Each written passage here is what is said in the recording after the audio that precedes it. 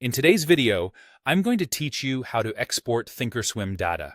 We'll walk through the exact path in the desktop platform so you can pull a clean file of your activity for reporting, analysis, or record keeping. First, open the Thinkorswim desktop platform and head to the Monitor tab along the top. This is your hub for account activity. Inside Monitor, click on Account Statement. Think of Account Statement as the historical view. It's where past trades, cash movements, and related activity are organized. At the top of the account statement, use the Date Range drop-down to choose the period you want.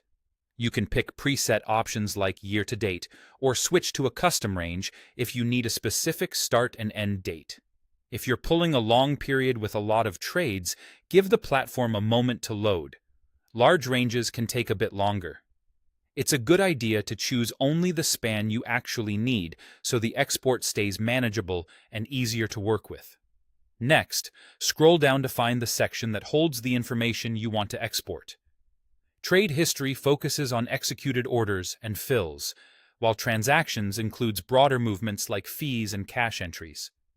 If a section looks collapsed, click to expand it so you can see what's inside. The export will reflect what's in that panel for the dates you selected. In the top right corner of the panel you're exporting, either trade history or transactions, look for the 3-bar menu or an export icon. Depending on your layout or theme, it may appear as a vertical ellipsis or a small export symbol. If you don't see it at first, try widening the panel or hovering near the corner so the controls appear.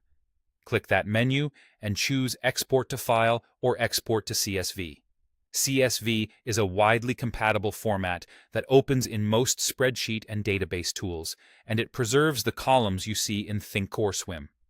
Remember, the file will mirror your chosen date range and the specific panel you're exporting, so double-check those before you proceed.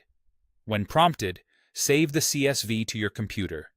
Pick a folder you'll remember and consider naming the file with the period you selected.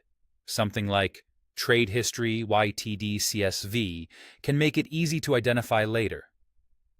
If your system asks about separators or encoding, the default comma-separated UTF-8 option is typically the right choice.